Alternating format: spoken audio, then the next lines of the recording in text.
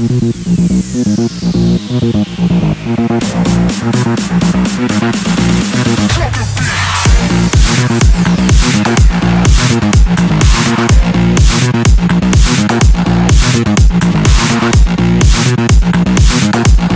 guys and gals, welcome back to Doing Redneck Things Off Grid. It is Monday night, December 12th, my sister's birthday back in Minnesota, so happy birthday, Jamie. Hope things are doing well up there in the cold country. So anyway, it is time for I Have Questions. I got a couple of questions from one of them from Judith and Dan Davis. If you haven't seen their channel, get over and check it out. He's like the, I think I said this once before, he's like the Marlin Perkins of trapping. So let's get to it. Number one is from Judith and Dan. They want to know what the heck holds the pants up of those that wear them saggy pants. I think I went over this once before. You know, the pants with their skivvies showing, and I don't know, I never did understand it. They've been doing it since the 80s, and I heard one time that it's a sign that you're single in prison and looking for a new cellmate, I guess. I don't know. And then others say that it's you're willing to have sex in prison. So I don't know. It's kind of sick either way. But yeah, they've been doing it for a while. It's getting old. You know, you see 35, 40-year-olds wearing their pants down around their butt, and they, you know, Don wants to, Dan, it's Dan Davis. Judith and Dan would like to know how they hold them up. From what I gather, they wear a belt across their hips and they walk with their legs out, so they walk like an old-time cowboy guy that spent like all his life on a horse and not used to be walking on your ground. So that's number one. Number two. Who in the heck invented ballet dancing, and was there alcohol involved in some way? I know dancing's been around forever, but who decided that you need to do your whole performance on your toes and dress funny and wear one of them little tutu things that doesn't cover your butt and leotard? I don't get it. It's kind of cool. But being a redneck, I ain't that graceful. I'd seriously hurt myself trying to do that. So that's number two. Who decided ballet dancing was cool? And it has become quite an art over the years, so that's kind of cool. Okay, number three. Did you ever wonder how the herbs that people use in medicine was discovered? You know, it was like Oogly Boogly. He's out running from dinosaurs and he's feeling kind of tired and sore from being chased by dinosaurs, and he kind of lays down in the weeds and goes to sleep, and he wakes up feeling fantastic. And I was like, wow, what's been these weeds I'm laying in? Oh, hey, I forgot to turn that thing off, didn't I? Then he wakes up feeling fantastic, so he picks a bunch of the weeds and takes them back to the cave, and now they're all feeling better, so they start looking for other weeds that can help them feel better. Oh, I'm sure there was some mistakes, like poison ivy, trying to wipe your butt with poison ivy or something like that. And was it, I remember stinging nettles when I was a kid. You didn't go through the woods in shorts, because them stinging nettles usually left you feeling pretty bad, and there ain't enough calamine in the world to get rid of that crap. So, alright, that is number two. where did they discover weeds to make medicine?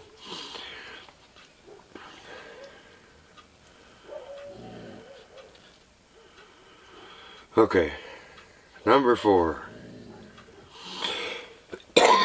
Sorry. So I got a survey in the mail asking about how I feel, how the country is going, and a bunch of others issues, order inflation, the border inflation, economy. I was kind of excited about it. I read all the questions and agreed with a lot of the questions, so then I got to the end and was going to fill it out and send it in. And in order to send it in, you got to send them $15. I'm like, what the hell? Why would I want to send you $15 for my opinion? You should pay me $15 for my opinion.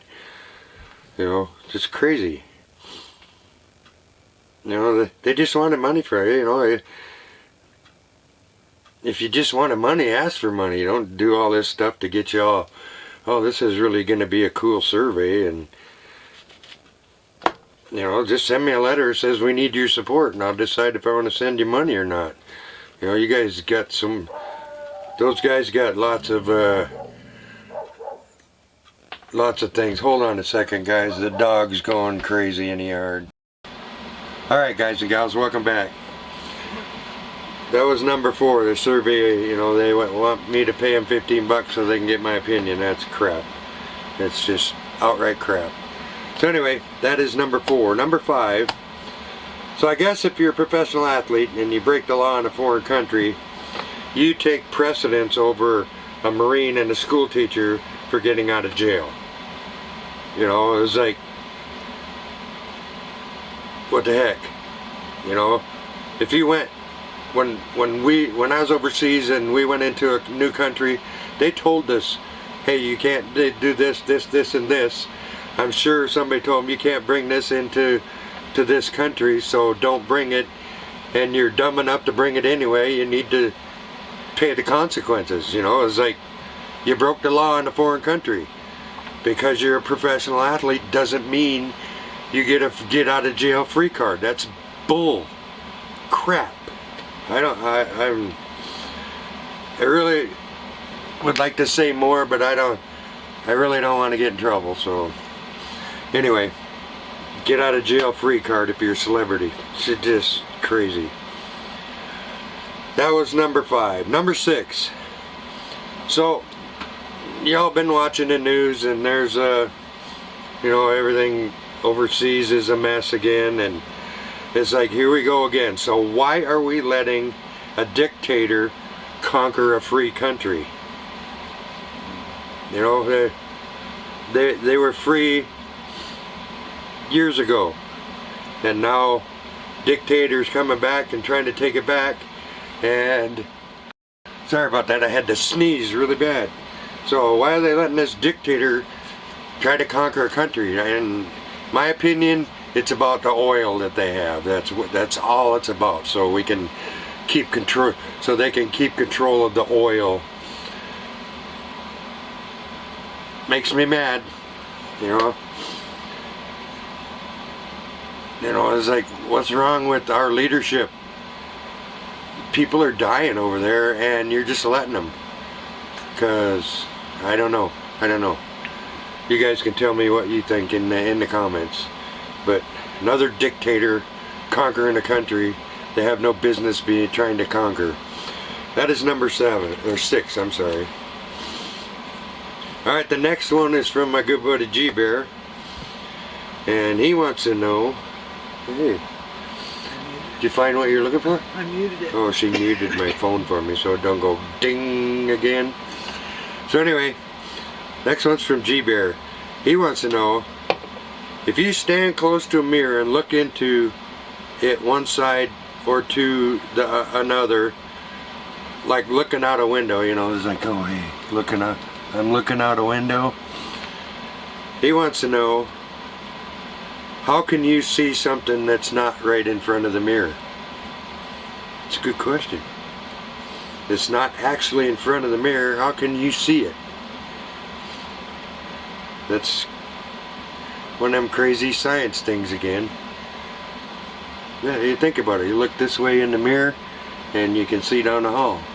I don't know, it's kind of like the mirror in your truck, I guess, but what makes that possible? I want to know. So that is number 7. Okay, this one, today's kind of, it's like the third political one I have, but it needs to be said. So apparently they just had that G20 summit, and the G summit wants us not to eat meat. They want us to eat bugs and fake meat. What the hell? They're having this big G20 summit. They're all eating that high dollar Japanese beef. I guess it's like... It's dog. Huh? It's a dog? The answer is this dog. So anyway, they want to take away the farms and growing your own food so that you can get rations. They ain't taking my steaks. Yeah, it's like the guy said on TV when I was watching this. He says, they play hell getting my steak from me. It's going to come to blows. They try to take my steak. So, really, I mean, are you serious? They want us to eat bugs and fake meat? You know, this vegan crap. I'm sorry if you're a vegan, you have your reasons, but I'm a meat eater. I eat some kind of meat with potatoes almost every day, and a vegetable. So God put animals on earth so we could eat them, not, you know, well, some things you really don't want to eat, like, I don't know. They'll overpopulate it. You know, if you don't thin the herd, so to speak, they'll overrun everything. I remember I was working for a landscaping company down in Minneapolis, Minnesota. While I was going to college, I was doing my internship down in I was in the Minnetonka area, and we went over to this so-called rich lady's house. You know, they had a tennis court and the super looks like a motel house.